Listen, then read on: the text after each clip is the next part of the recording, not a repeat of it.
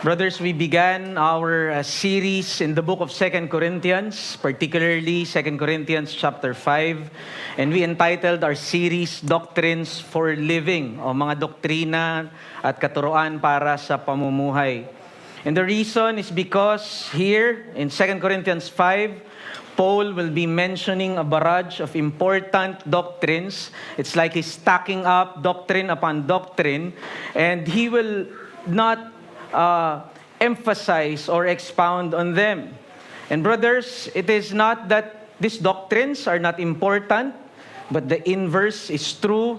Itong mga doktrinang ito ay napakahalaga, and that is why he will just gloss over them.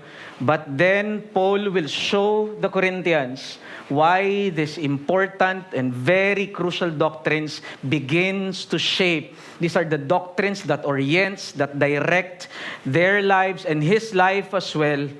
And so for Paul, these doctrines that he mentioned in verses 16 to 21 are very crucial and foundational doctrines for living. And last time, napag-usapan po natin first about the new creation or regeneration in verse 17. For whoever is in Christ is a new creation. And from verse 18 to 19, nakita naman natin is the doctrines for the doctrine of reconciliation. And that is Christ through Paul is beseeching us, be reconciled to God. Ngunit ngayon, ang makikita naman natin na isang doktrina na ididiin dito ni Pablo ay patungkol naman sa doktrina ng justification by faith o pagpapawalang sala. And all these doctrines, brothers, are what really shaped, what oriented the life of Apostle Paul. So brothers, please join me in reading the Word of God. Let us all stand and let us open our Bibles in 2 Corinthians chapter 5. And we will be reading from verses 16 hanggang verse 21.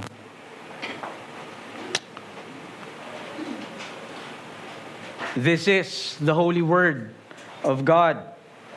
From now on, therefore, we regard no one according to the flesh. Even though we once regarded Christ according to the flesh, we regard him thus no longer. Therefore, if anyone is in Christ, he is a new creation. The old is gone. Behold, the new has come. And all this is from God, who through Christ reconciled us to himself and gave us the ministry of reconciliation. That is, in Christ, God was reconciling the world to himself, not counting their trespasses against them, and entrusting to us the message of reconciliation. Therefore, we are ambassadors for Christ. God making his appeal through us, we implore you on behalf of Christ, be reconciled to God. And this will be our text. For our sake, he made him to be sin, who knew no sin, that in Christ we might become God's righteousness in him. May the Lord bless the reading of his words. Mga kapatid, tayo po ay makaupo na at tayo po ay dadako sa prayer for illumination. Tayo po ay manalangin. Makapangyarihang Diyos, ikaw na aming Trinidad na Diyos, ang aming dinudulugan, at ang mga puso namin ay patuloy na nagpapakumbaba. Sa inyo po nakatago ang lahat ng kayamanan at karunungan at kaalaman. Kaya't naway sa araw na ito, buksan po ninyo ang aming mga mata upang makita namin ang kaluwalhatian ng iyong salita na iyong hininga para sa amin. Pagkalooban niyo din po kami ng biyaya upang malinaw naming maunawaan at maligaya naming piliin ang landas ng iyong karunungan. O Diyos, buksan po ninyo ang aming mga puso at isipan, at sa pamamagitan ng kapangyarihan ng banal na Espiritu, sa bawat pagbasa ng salita at pangangaral nito, ay makapangyarihan nitong sakupin ang aming mga puso at piliin naming magpakumbaba sa iyong banal na salita. O nawa, Panginoon, sa iyong liwanag, makita namin ang liwanag, sa iyong katotohanan, matagpuan namin ang katotohanan. At sa iyong kalooban ay matuklasan namin ang aming tunay na kapayapaan at walang hanggang kagalakan kay Kristo. O Banal na Espiritu, ikaw ang patuloy na magpalakas ng iyong mga lingkod at ang wala pa sa iyo ay sakupin mo ng makapangyarihan. Sa pangalan ni Kristo Jesus. Amen. Brothers, ang sabi po ni Job sa Job 24 verse 5, Job said, "How can a man be right before God? How can a man be ever justified in the sight of God?" Dito, tinanong po ni Job ang isang old age question and problem ng tao kung paano pong maituturing ang isang makasalanang tao na matuwid sa isang banal na Diyos. But you see, I believe there is a far more crucial question that must be asked, and that is, how can a righteous and holy God justify the wicked? In Proverbs 17:15, it says, "He who justifies the wicked is an abomination to the Lord." Siyang nagpawalang sala sa makasalanan ay kasuklam-suklam sa Diyos.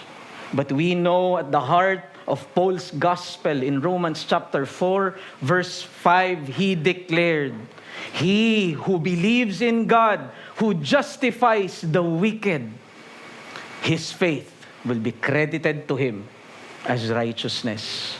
Brothers, this is no contradiction. This is the very heart of the gospel. Ang ideklara tayong matuwid ng isang banal na Diyos. And this is what we call justification by faith alone. No wonder this doctrine of justification became the very heart and center of the Protestant Reformation noong 16th century. We know here the Reformers recovered in the midst of the Roman Catholic error the heart of the gospel. They recovered, ika nga nila, the material cause of the Reformation. And that is the doctrine of justification by faith. The Reformers protested against what the Roman Catholic Church teaches, that man can be justified before God having their own righteousness. They can strive and work for that justification. But in contradiction to that, the Reformers protested, never. The only way man can be righteous before God is through an outside righteousness, an imputed righteousness granted to him by faith in Christ alone. In Philippians 3:9, Paul puts it clearly. Sabi ni Paul, "And to be found in him, not having a righteousness of my own that comes from the law," not an inherent righteousness, but that which is through faith in Christ, the righteousness that comes from God on the basis of faith. At hindi po ba, mga kapatid, ito yung isang bagay na napakalinaw dito sa binasa natin sa ating teksto ngayon sa 2 Corinthians chapter 5 verse 21. Let me read again our passage. "God made him to be sin who knew no sin, that we might become God's righteousness in Christ." Notice, pansinin po ninyo, yung argumento ng parallelism ni Pablo kung saan niyang itinindig yung kanyang punto. Kung tatanungin natin paano daw ginawang makasalanan si Kristo, was He made a sinner to be sin by inherent sinfulness? Naging natural bang makasalanan si Kristo sa kanyang sarili? No. In that passage, we know that Christ was made to be sin by a legal declaration, a legal verdict, by imputation of our sins to Christ. And in the same way, brothers, that is also the argument of Paul kung paano tayo naging matuwid sa harapan ng Panginoon. We also, by legal declaration and by imputation of Christ's righteousness, become God's righteousness. Hindi naging actual na makasalanan si Kristo sapagkat ito'y heresiya, alam natin. Ngunit ibinilang kay Kristo yung ating mga kasalanan, kaya siya nahatulan. He did not become inherently sinful. At sa ganito ding pamamaraan, tayo din ay hindi naging inherently righteous so that we would be justified before God. Kung paanong ibinilang yung kasalanan natin kay Kristo, imputation. That is also the same way God's righteousness in Christ was also imputed to us, and that is why we are declared righteous. And through this, hindi po ba, God was able to answer Job's old age question, how can a man be right before God? But a far more crucial question that God answered, how can a righteous and holy God, therefore, declare or justify the wicked as righteous before Him? Ngunit mga kapatid, magiging baog ang ating appreciation sa pagkilos ng Diyos sa reformasyon kung hindi natin na makikita na parte na ni-recover ng mga reformers ay hindi lang yung puso ng Ebanghelyo, kung hindi ang kanilang ni-recover din ay yung pagiging hinge ng justification.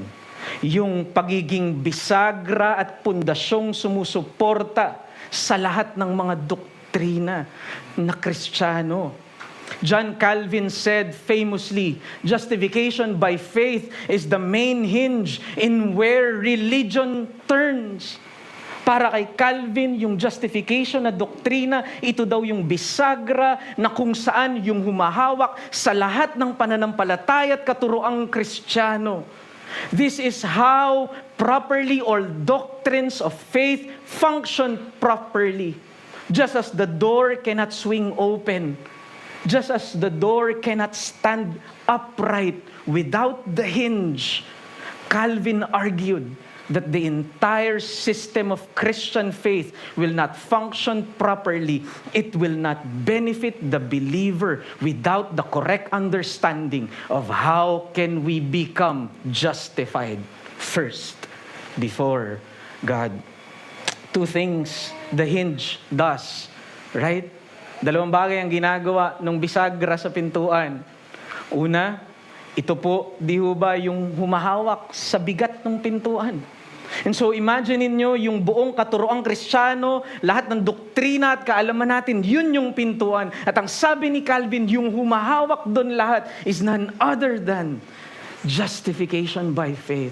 And ang second na ginagawa nung hinge na yon is that it makes that door work properly so that it can open for us the graces of heaven, without which no doctrine will function properly. No doctrine will be beneficial in the life of the believer. Prayer will not function properly. Sacraments will not function properly. And even good works will be damaging to the believer when the hinge is lost. Meaning, on this single point, brothers of justification, Calvin is saying, if you get this hinge wrong, the door of religion will not open to the grace of God for us. The Reformers understood clearly that though we get our doctrines of God right, though we get our doctrines of the sacrament right, or maybe, yung pinag-aaralan natin, the doctrines of providence, right? But when we are wrong in justification, we lose the hinge. We lose the gospel. Nothing will benefit us until we become right before God. Pero alam niyo po, nakakalungkot lamang.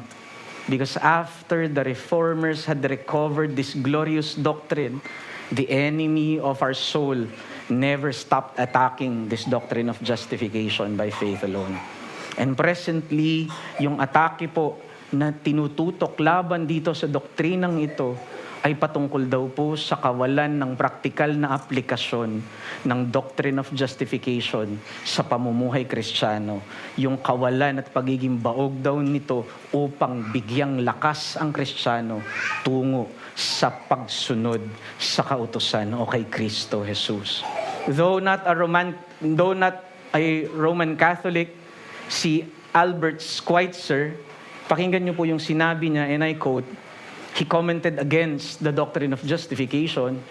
Those who subsequently made the doctrine of justification by faith the center of Christian belief had made a tragic experience of finding that they were dealing with the conception of redemption from which no ethic could be logically derived.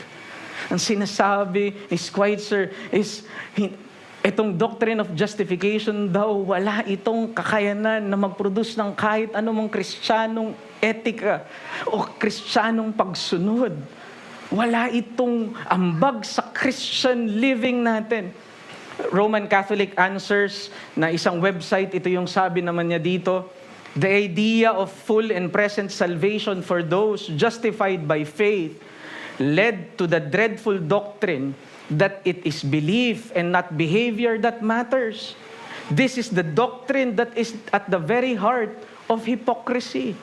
Ang sinasabi naman niya, itong doctrine daw ng justification ay nag-encourage sa isang tao daw na tumutok lamang sa paniniwala at hindi mag-produce ng mabubuting gawa. Ang sabi niya, yan ang pinakapuso ng hypocrisy. What he argues is that therefore justification is the doctrine that is barren to produce any good works. But surely, brothers, we must ask this question. Why did Paul in 2 Corinthians chapter 5, when he was dealing with very practical matters like conflict resolution, why here in 2 Corinthians chapter 5, when Paul is dealing with his present afflictions and suffering, why here, when Paul is discussing about how he was able to be of good courage despite of the afflictions, bakit niya ipinasok at idiniin dito yung doktrina ng justification by faith? Is Paul not being practical here? Is Paul maybe being insensitive or marahil being disconnected with the weighty practical matters that concerns the Corinthians? O baka nagmamalaki lang siguro si Pablo dito sa kanyang theological knowledge about justification, kaya niya pinasok dito yung doktrina na ito? No, brothers. In fact, the reason why Paul in the midst of these trials was able to practically serve God in faithfulness, he was able to serve the Corinthian church without losing heart, is rooted to his understanding of this glorious doctrine of justification by faith. In chapter 4, verse 16, Paul said, I do not lose heart. In chapter 5, verse 6 and 8, Paul said, in the midst of affliction and slander, I am always of good courage in serving Christ. In chapter 5, verse 9, Paul said, in whatever circumstance I am, I make it my aim to please God. And we ask the reason how Paul was able to render such faithful obedience to God in the midst of this affliction after affliction, trial upon trial, slander upon slander. Because, brothers, Paul is certain about this one fact, that God made him to be sin, who knew no sin, that in the presence of God, Paul, though a wicked sinner he is, he will become righteous before God.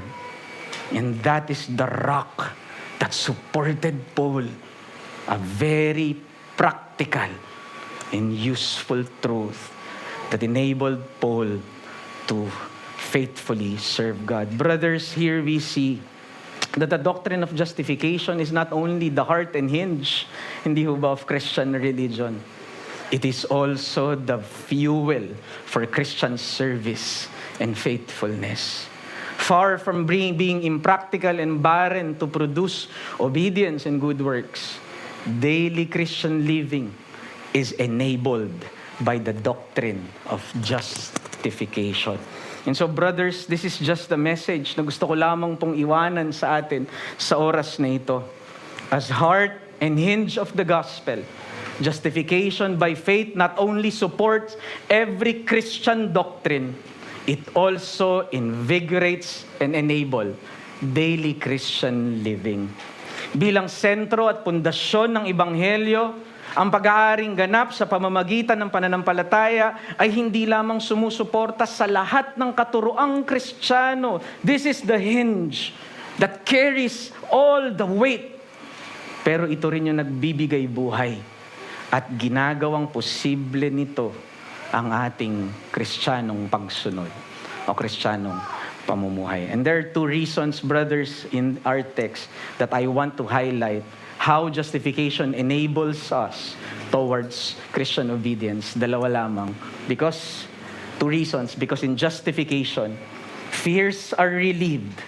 And in justification, neighbors are truly served.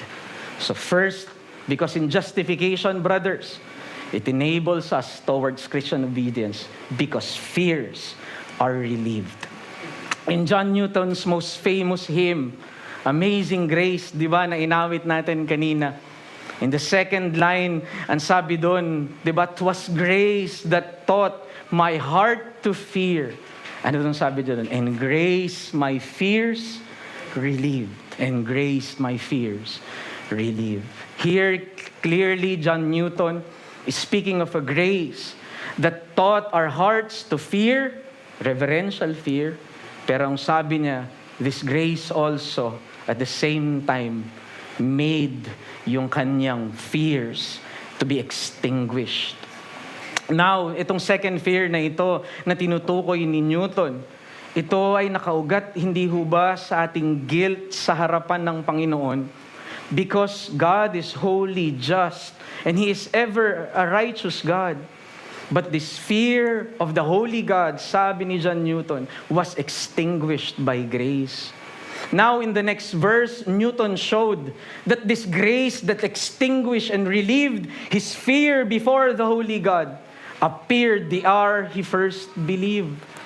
How precious did grace appear? Sabi niya, the hour I first believe. Surely, John Newton is pointing to the grace of justification by faith. Hindi ho ba? That grace we receive the first hour we believe. The first time we have faith in Christ, we are justified before Him. And in our text, Paul showed the same thing.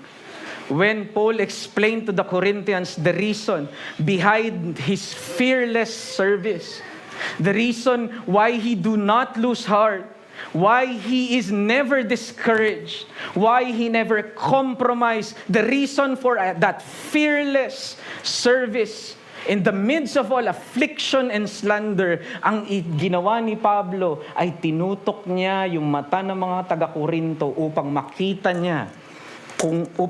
nila kung ano yung nagsustina sa pananampalataya ni Pablo. Pinakita niya sa mga taga-Korinto kung saan nakaangkla yung kanyang panatag at nagpapatuloy na paglilingkod sa kabila ng kaliwat kanan na kahirapan at paninira sa kanya.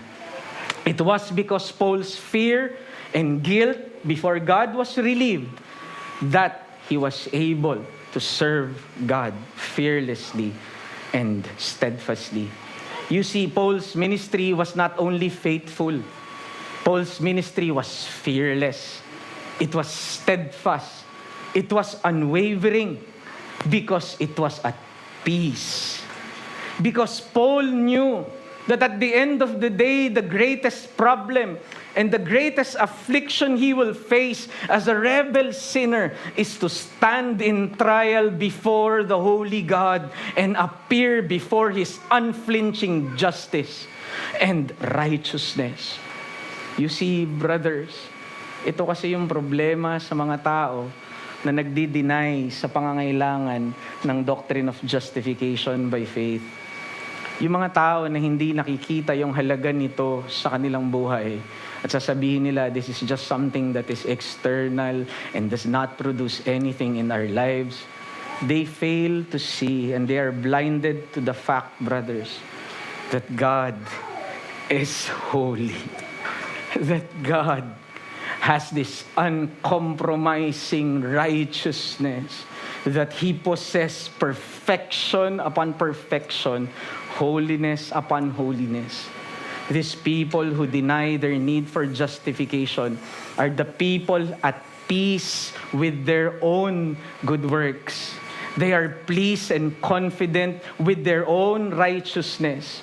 And so they will be the one who will deny divine and perfect righteousness from God. But because they think they can merit, because they think they can reach the standard, they can please and match the holiness of God. Ang sabi ni Paul, Romans 3:23, for all have sinned and have fallen short of the glory of God. Minsan hindi natin truly na-appreciate yung verse na ito sa Romans 3:23. Ang iniisip lamang natin is, we just missed it. We are not able to reach the holiness of God because we missed the mark. But Paul's point is not that. We fell short of God's glory because it is impossible for any flesh, indeed, for any man to be right before God. The standard is too high for us to reach. Those who deny the need for an imputed righteousness, divine and perfect, does not really understand the utter holiness of God and cannot really see their hopelessness and utter sinfulness. Calvin, in his Institute, ang sabi po niya sa chapter 1, the only way para magkaroon daw tayo ng proper knowledge sa ating mga sarili ay hindi daw tumingin tayo inwardly at hindi rin daw tumingin tayo horizontally sa mga tao. The only way that we can have proper and true knowledge of ourselves, of who we are, is first we must look vertically to God. And as we see who God is in His unvarnished holiness, in His perfection and unflinching, uncompromising purity, pag nakita daw natin yung kabanalan ng Diyos, doon natin maiintindihan at makikilala truly kung sino tayo. Isaiah, when he was caught up in a vision, in Isaiah chapter 6, Isaiah saw God encircled by the seraphs. At itong mga seraphs na ito ay mga sinless beings. At ang sabi ni Isaiah, yung anghel na ito na walang kasalanan ay tinatakpan yung kanilang mga paa dahil may 6 silang pakpak. At yung dalawa ay tinatakpan yung kanilang mga paa, nagpapakita ng kanilang unworthiness sa Diyos. Pero yung kanilang 2 mga mata ay 2 pakpak ay tinatakpan yung kanilang mga mata. At nagpapakita na yon na hindi nila kayang tignan yung blinding holiness ng Diyos. Those are sinful beings, brothers. But notice, it does not stop there because Isaiah himself, probably the holiest man who ever lived in the time of Israel, but when he saw the glories of God, he said, I am undone. I am destroyed. I am hopeless. Brothers, if we just know and we just understand the utter holiness of God, all the more we will cling to our righteousness, perfect and divine. Adam, with all his moral perfection in the covenant of works sa garden, with all the perfection na meron sa kanyang paligid, there was no sin.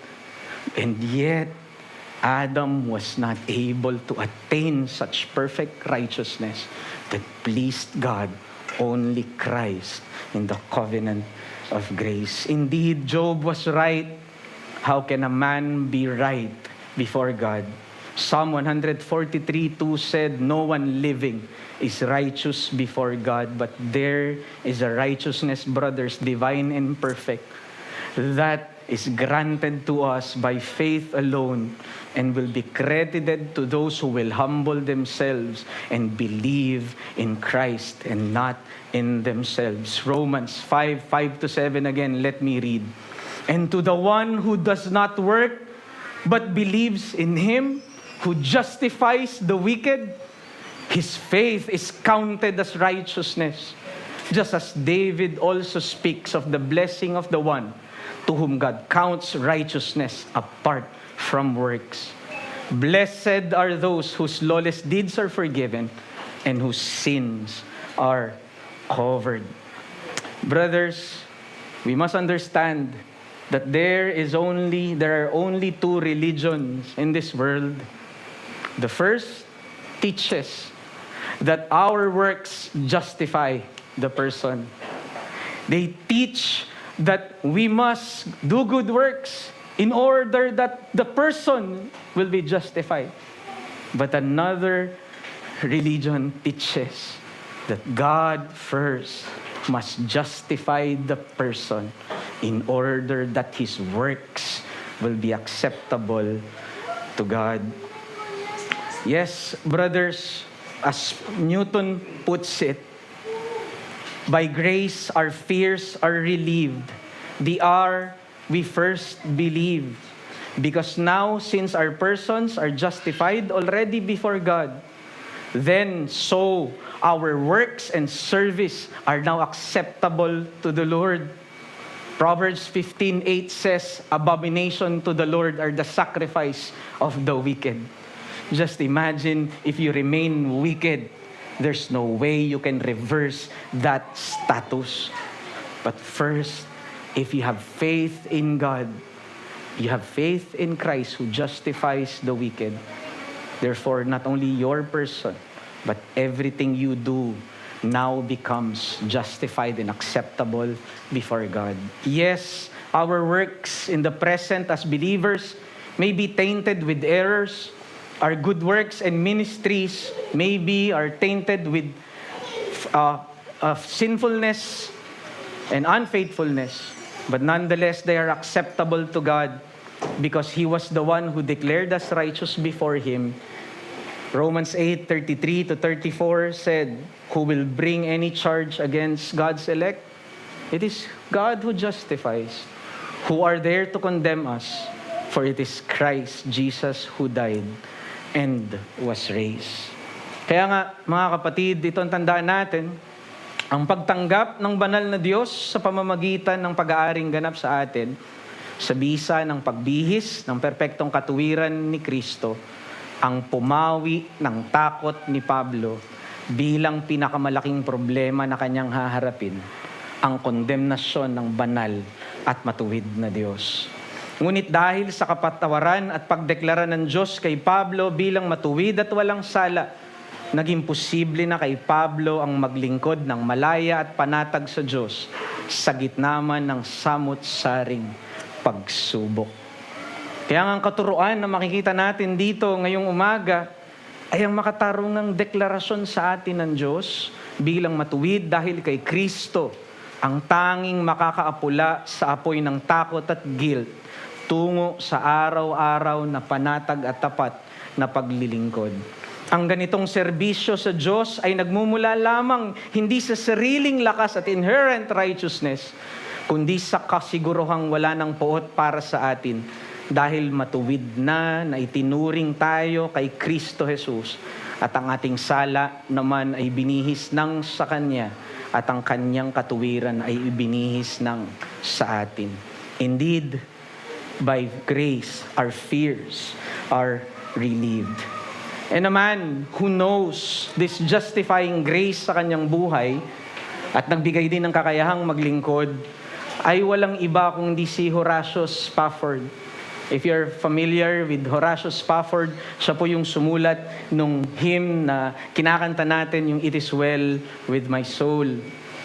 Alam niyo po, in 1871, a great fire struck Chicago City, kung saan nakatira po si Horatio, at doon po ay tinupok yung lahat ng kanyang ari-arian sa gitna po ng kanyang tapat na paglilingkod sa Panginoon. He was involved in an evangelistic ministry, he was active in the church, and yet a fire took out lahat and wiped out ng kanyang pag-aari.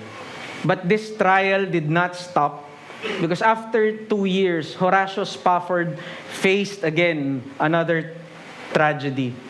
while he is involved still in the ministry sa kanyang church, serving God faithfully and sharing the gospel, lalo na sa time ng Great Fire, mas all the more, naging active siya sa paglilingkod sa Panginoon. Yung kanyang 4 na anak na babae at yung kanyang asawa ay pinapunta muna niya sa London o sa Europe para doon ay kahit papano ay magbakasyon.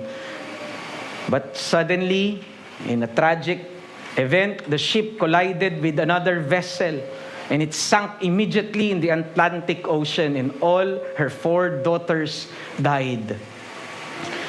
But Spafford traveled by ship somehow to meet her grieving wife. At ang message kasi ng kanyang wife, saved alone, saved alone. First by fire, one affliction, and then now by sea, another affliction. But as Horatio Spafford is grieving and traveling doon sa barko na yon, yung captain na nagmamaneho nung barko na yon, nung malapit na sila doon sa kung saan nagbanggaan yung 2 barko, tinawag niya si Horatio Spafford so that Spafford will be able somehow to see the place where his 4 daughters perished. At nung nakita ni Horatio Spafford yon, it was there, brothers, that he composed the hymn, "It is well with my soul." And we ask ourselves, what is that truth so practical?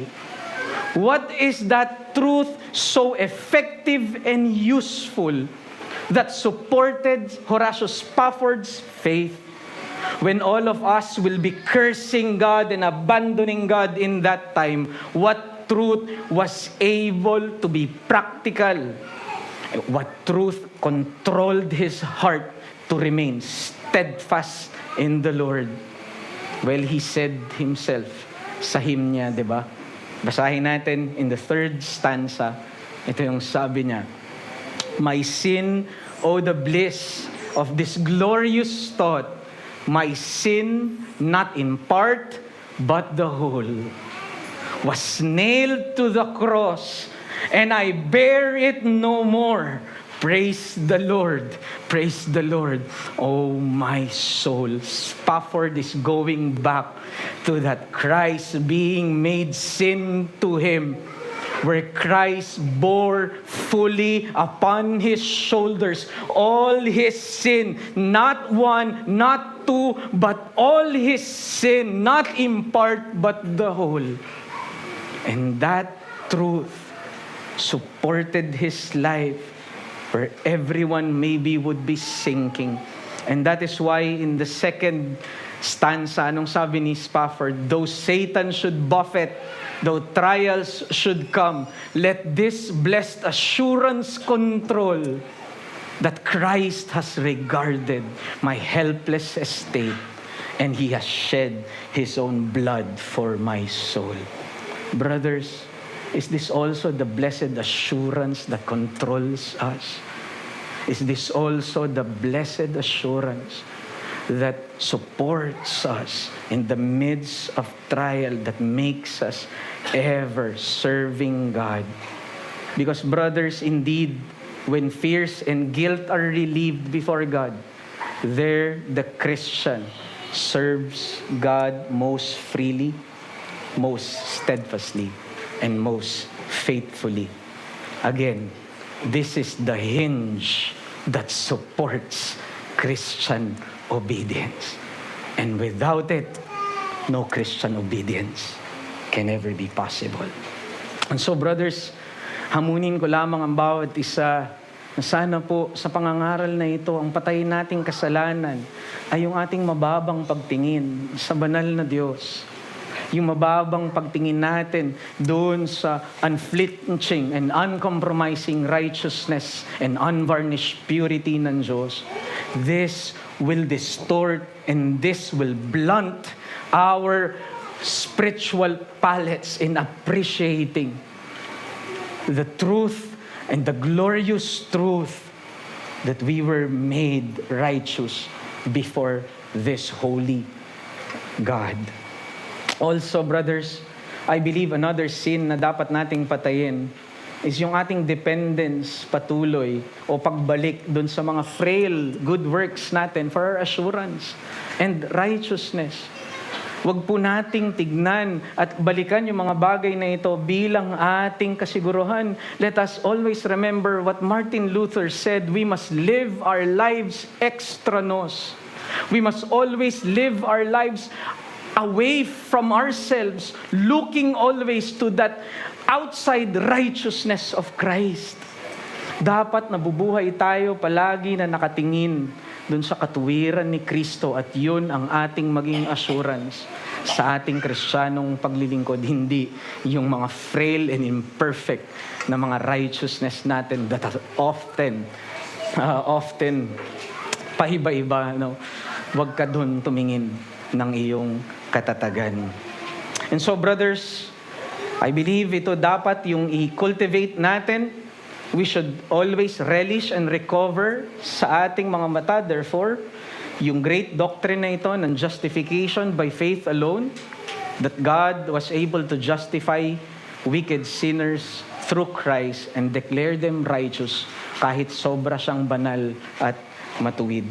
Sana po araw-araw i-include natin itong doctrine ng justification sa ating araw-araw na pag-meditate sa grace ng Diyos sa ating buhay. At sana po ito ay ma-incorporate natin doon sa ating core understanding ng gospel. Because at the end of the day, what is at stake here is the hinge itself. At kapag ito ay na-lost natin, ito ay nag-collapse, then all the church and all its practices and doctrines and teaching will also be destroyed. So fears relieved. The second point, brothers, in justification by faith, kaya tayo na-enable nito towards Christian obedience because in justification, fears are not only relieved, but neighbors are truly served. We know, brothers, that Paul received much pain and persecution sa mga taga-Korinto. Yet he was able to serve and love them despite being enemies. At dito, natupad ni Apostol Pablo yung second summary ng law. At ano yun? Love your neighbors as you love yourselves. And in this portion of Paul's letter, in chapters 1 to 7, ito yung proof ng reconciling and serving love ni Pablo para sa repentant majority sa Corinto. Diba, kung maalala ninyo, may tatlong sinusulatan si Apostle Paul. First, yung repentant majority, at yun yung chapters 1 to 7. And then, pinaalala niya sa kanila yung kanilang pagbalik sa pagbibigay, chapters 8 to 9. But then, i-address naman niya from chapter 10 to 13 yung dalawa, at ito yung mga super apostles na nanira sa kanya, saka yung mga natitirang repentant minority. And that is why parang pag tinignan natin yung Corinthians, tila, yung 2 Corinthians, tila, iba-iba.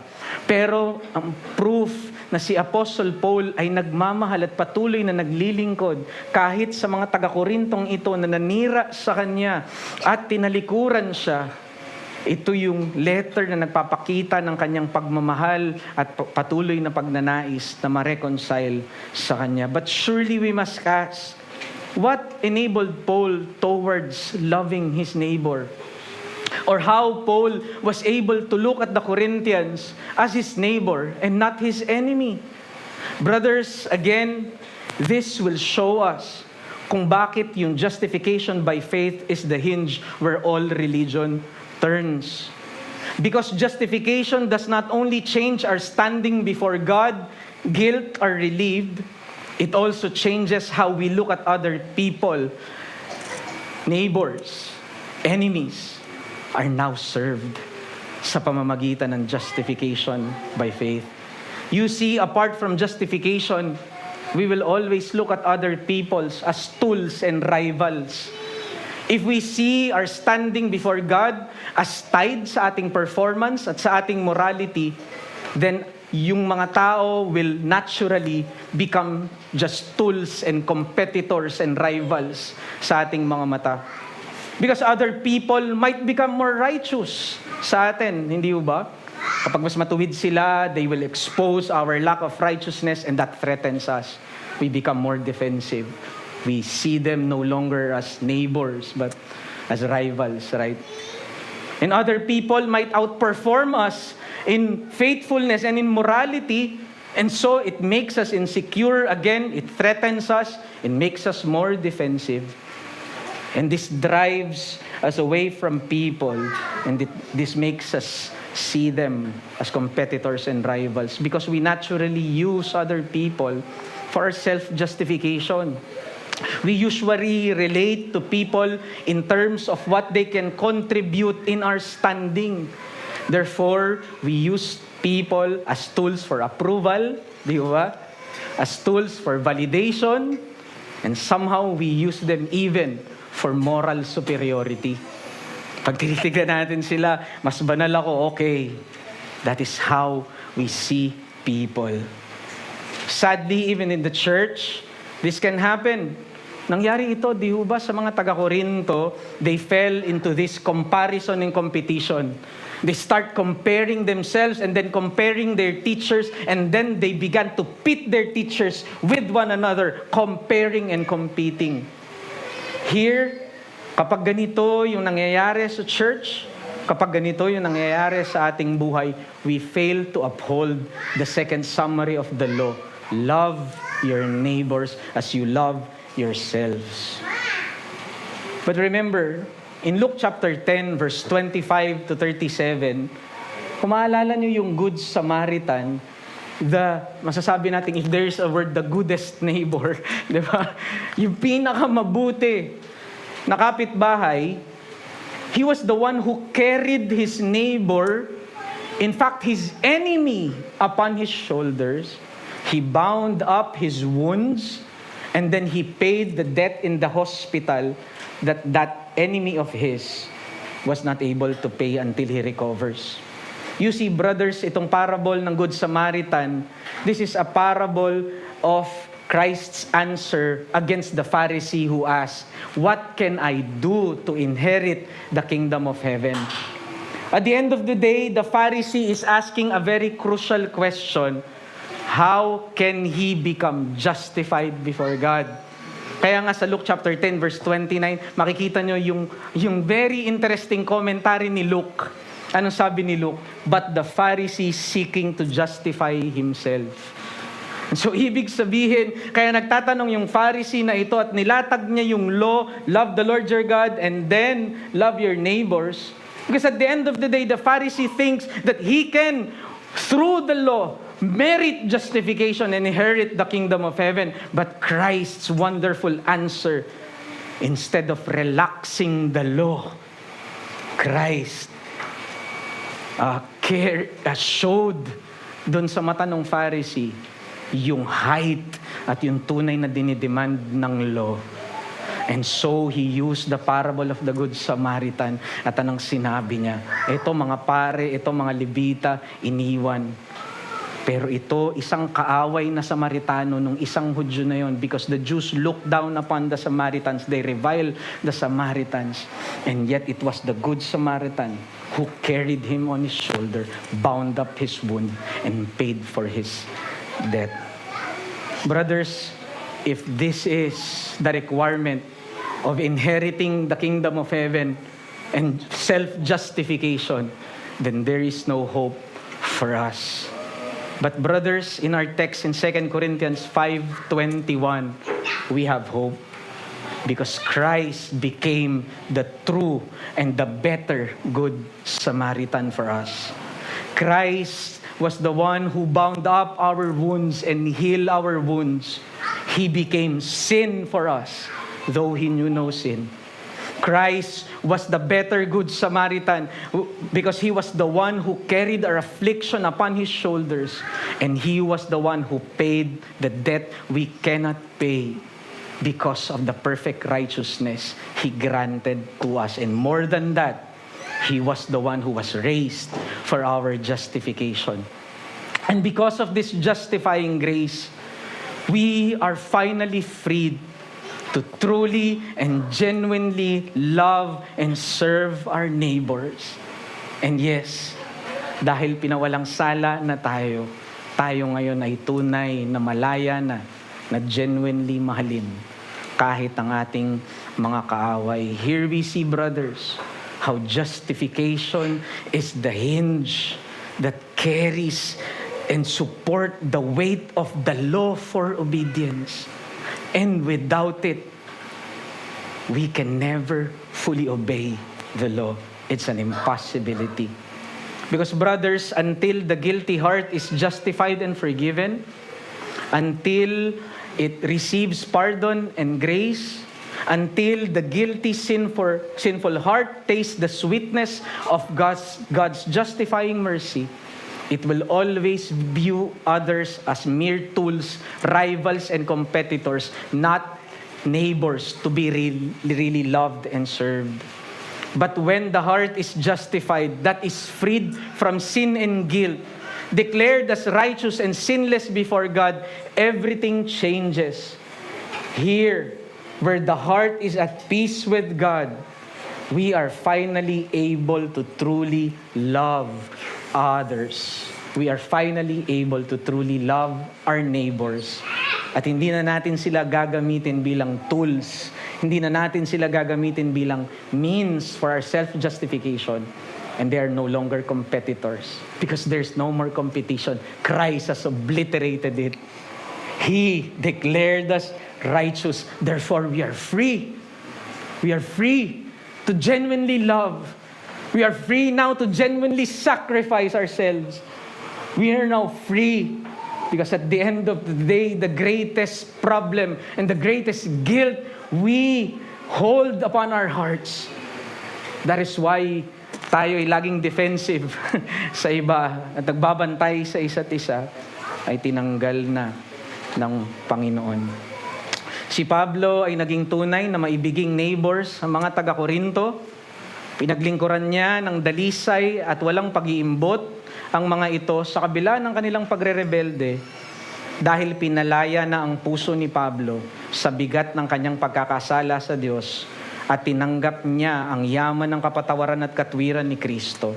Dahil dito nagawa ni Pablong mahalin at tunay na paglingkuran ng mga taga-Korinto ng walang kasinungalingan at pagpapanggap. Ang katuruan dito, therefore, brothers, sa Kristiyanong dineklarang matuwid ng Diyos, lahat ng tao ay nagiging mga neighbor niya na malugod niyang ng paglilingkuran. Ang dulot ng pusong pinalaya at pinatawad sa puot na dala ng kautusan ay laging nag-uumapaw na ngayon sa pagmamahal at paglilingkod na walang hinihinging kapalit. And so I believe the sin that we must therefore kill ay yung mga insincere and hypocritical na mga good works natin at paglilingkod natin sa tao. Hindi na natin kailangan yun, mga kapatid. At the end of the day, when we do good works, we seek none in return, nothing in return.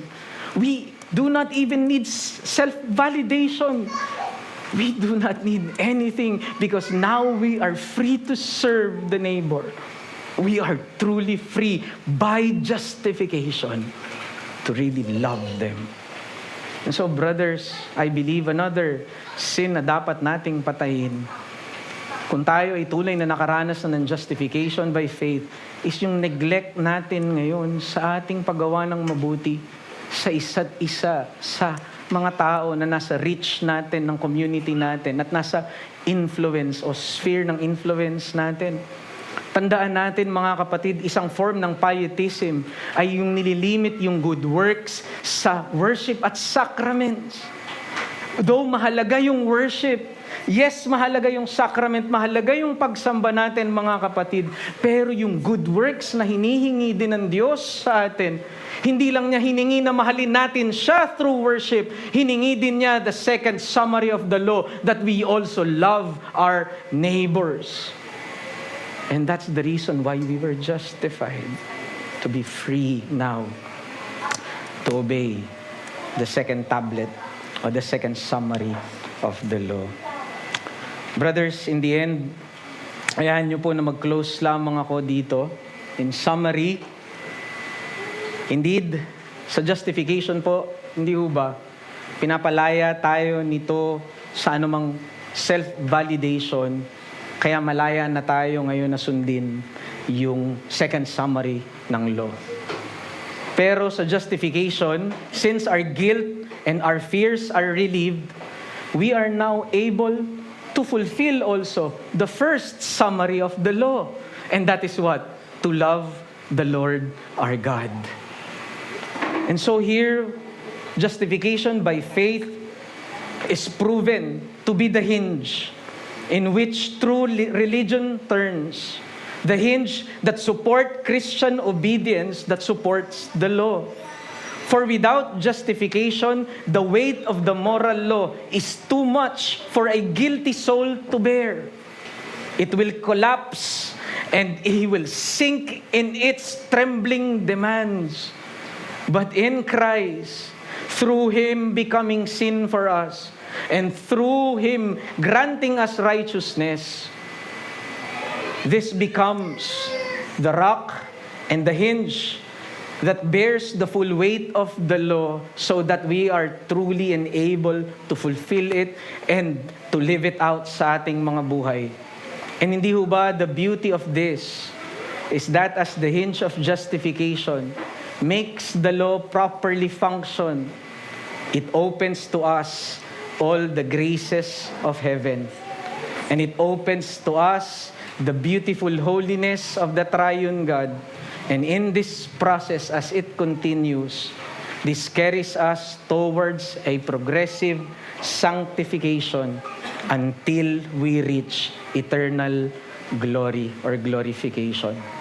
Brothers, justification does not answer all our need, but it answers the most crucial need. Sanctification answers how we become inherently righteous. Glorification answers how we can physically see the glories of God. But until the question of how we can be right and acceptable before God, until the question, how is God's holiness to be satisfied, nothing is possible until that question is answered. And so, brothers, may we all the more appreciate yung pinamana sa atin ng mga reformers kung bakit mahalaga itong doctrine of justification, for without it, the Christian faith and Christian religion will not turn and function. Brothers, let us come to the Lord and pray. Panginoon, kami po'y lumalapit po sa inyo. Tulungan niyo po kami, Panginoon, na tunay na makita yung kaluwalhatian mo bilang Trinidad na Diyos. Istamp mo, Panginoon, sa aming mga eyeballs yung tunay na kabanalan, na kataasan mo. At magkaroon kami ng kategorya ng kaligtasan na hindi lang patuloy na patungkol sa tao. Kung di makita namin, Panginoon, ng napakahalagang kategorya ng kaligtasan, ito'y patungkol sa kabanalan ng Diyos. At kung ito, Panginoon, nawa ay laging nasa aming mga mata, ito'y nakaukit sa aming mga puso, isip at mga buhay, then tunay na kami magkakaroon ng tamang pagsunod sa iyo that will really glorify you. And this will carry us to heights of sanctification. And this will carry us faithfully, O Lord God, to glory. Ang lahat ng ito ay dalangin po namin, Panginoon, sa pangalan ni Kristo Jesus. Amen.